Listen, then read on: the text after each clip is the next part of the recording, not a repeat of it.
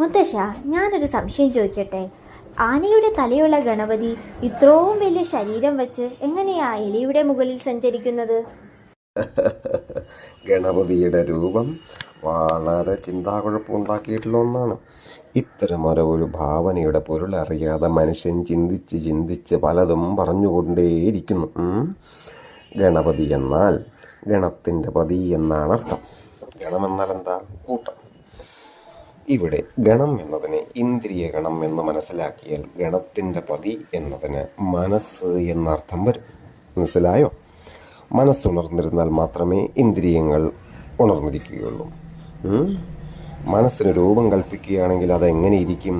അതായത് മനസ്സ് നല്ലതായാൽ മനുഷ്യനെ പോലെ, ചീത്തയായാലോ അത് മൃഗത്തെ പോലെ. അപ്പോൾ മനസ്സിൻ്റെ രൂപം മനുഷ്യൻ്റേതാണോ മൃഗത്തിൻ്റേതാണോ ഇത് മനസ്സിലാക്കിയാൽ നമുക്ക് കാര്യം സിമ്പിളാവും. ശിവപാർവതിമാരുടെ മൂത്ത പുത്രനാണ് ഗണപതി. ശിവനാത്മാവും പാർവതി ശക്തിയുമാണ്. ആദ്യം ഉണ്ടായതെന്താണ്? മനസ്സാണ്.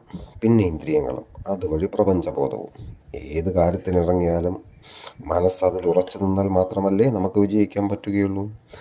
മനസ്സ് പതറിയാൽ നമ്മൾ പരാജയപ്പെടും. അതായത് മനസ്സിൻ്റെ ഏകാഗ്രത ഒരുവനെ വിഘ്നങ്ങൾ മാറ്റി വിജയത്തിലേക്ക് നയിക്കുന്നു.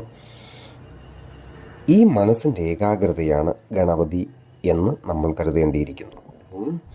ഗണപതിയുടെ ഒറ്റ കൊമ്പ് ഏകാഗ്രതയാണ് സൂചിപ്പിക്കുന്നത്. ഒരു സമയം നമുക്ക് രണ്ട് കാര്യം ചെയ്യാൻ പറ്റുമോ?